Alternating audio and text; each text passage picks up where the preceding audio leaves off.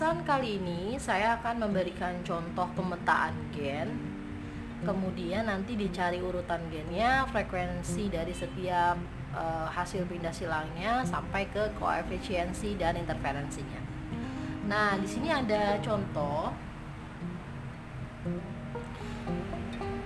Diketahui ini genotifnya ya, A besar, B besar, C besar dengan jumlahnya masing-masing dan totalnya.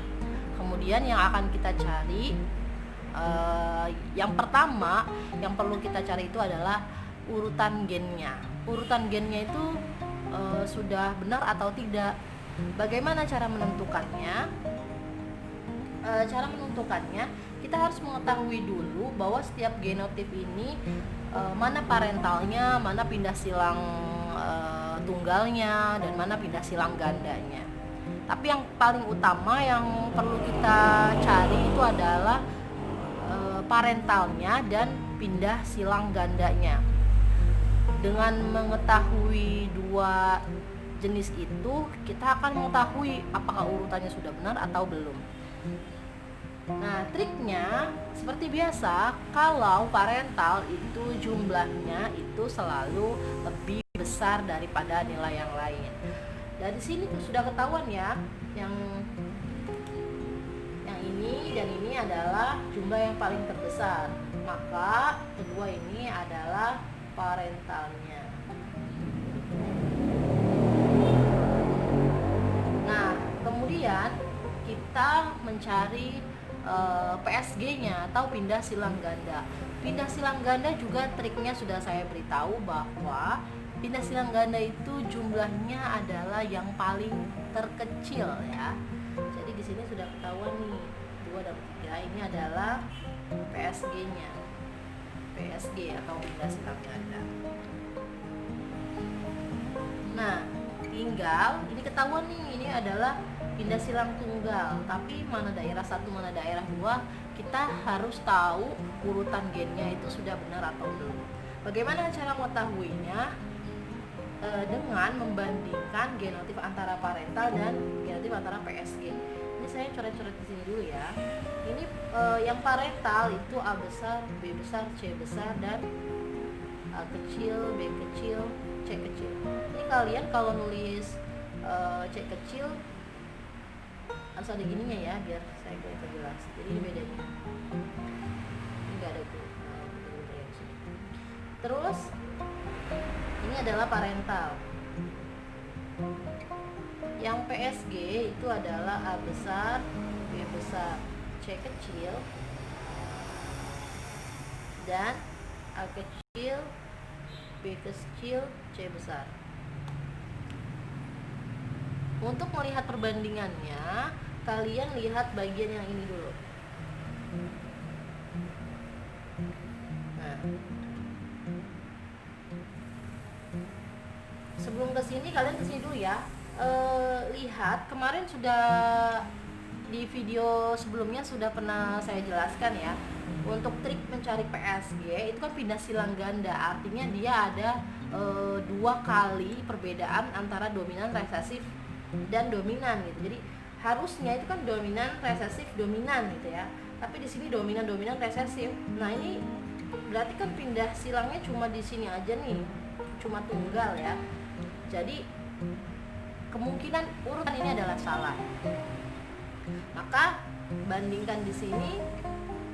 Ini sudah kelihatan nih. Ini tadi PSG ya.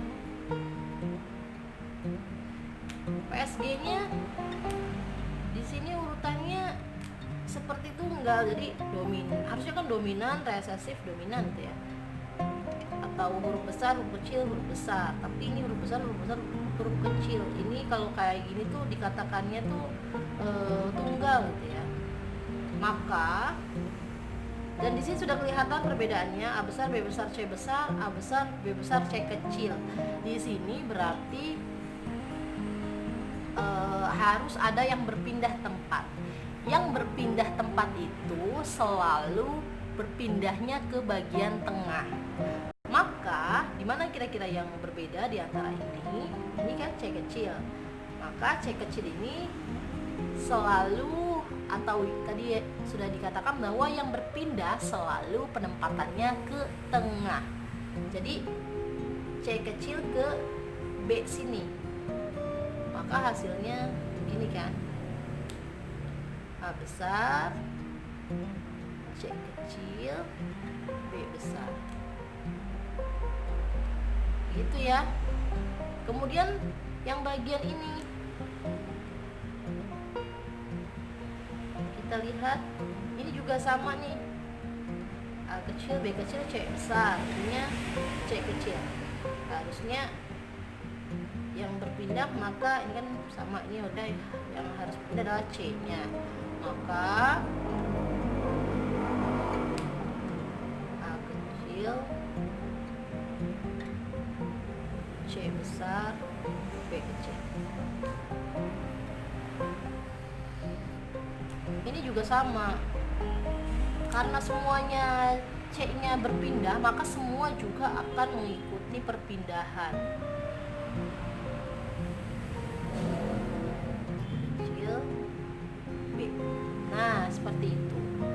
Jadi urutan yang benarnya ini sudah benar nih, karena sudah disesuaikan.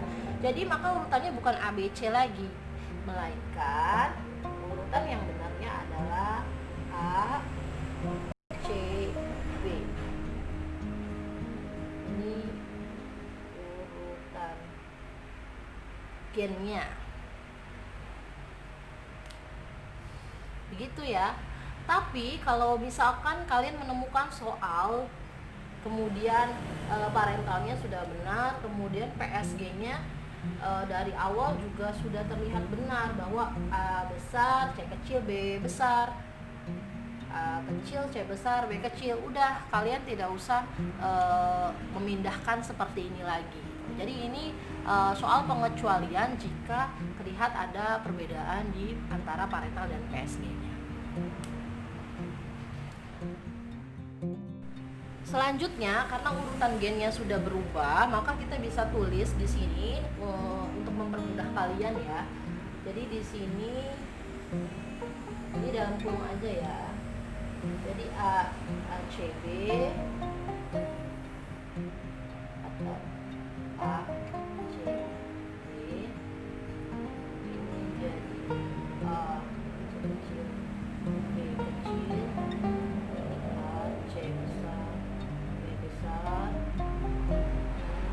A besar, C besar, B kecil, ini C kecil, B besar.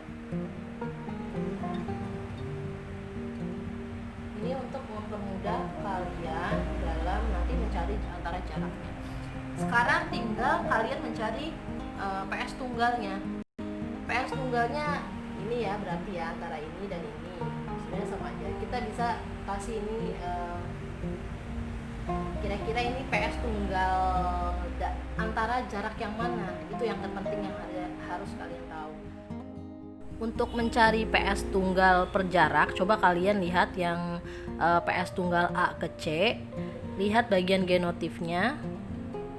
Bagian genotif A besar, C kecil, B kecil, itu berarti antara A besar ke C kecil, atau jadi A ke C gitu ya. Atau di bagian bawahnya lagi A kecil, C besar, B besar. Jadi ada perpindahan dari A kecil ke C besar. Jadi makanya PS tunggal A ke C. Untuk PS tunggal C ke B, kalian boleh lihat genotif yang warna merah. Di situ ada A besar, C besar ke B kecil. Jadi ada perpindahan dari C ke B. Bagian satu laginya A kecil, C kecil, B besar. Jadi ada C kecil ke B ya. Di situ juga menandakan jarak C ke B. Nah, kalau sudah seperti ini, kita tinggal cari kakak dan interferensinya. Kakak itu tadi rumusnya adalah PSG pengamatan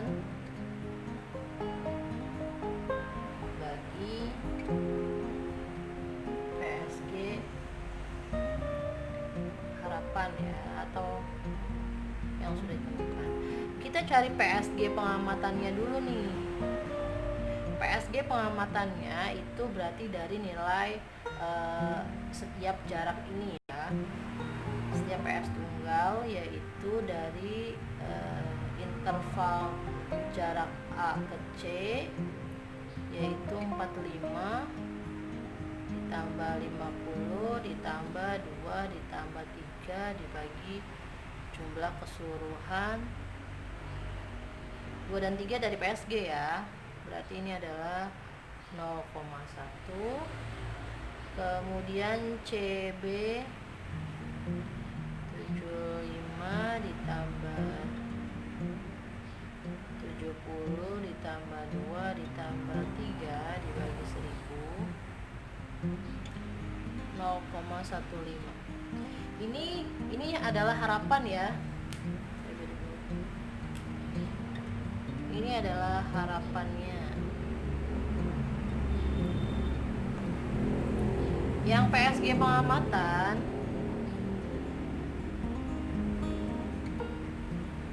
itu dari 2 ditambah 3 dibagi 1000, maka hasilnya adalah 0,005. Jadi kakaknya adalah 0,005 dibagi ini dikalikan dulu ya. Sebentar. Ini pengamatan. Yang ini PSG harapan. Pan dikali dulu nih, 0,1 dikali 0,15. Maka hasilnya adalah 0,015.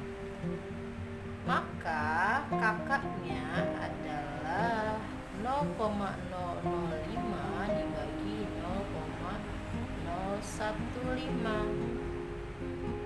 Hasilnya adalah 0,33. Maka nilai interferensinya adalah 1 dikurangi 0,33 sama dengan 0,67. Nah, ini hasil interferensi dan ini hasil kakaknya. Jadi jika nilai interferensinya itu positif, seperti ini kan positif ya, itu menunjukkan bahwa satu pindah silang menurunkan pindah silang kedua yang saling berdekatan. Bagaimana teman-teman penjelasan video tadi? Semoga bisa kalian pahami dengan baik ya. Dan jangan lupa tonton video-video berikutnya. Sampai jumpa lagi. Wassalamualaikum warahmatullahi wabarakatuh.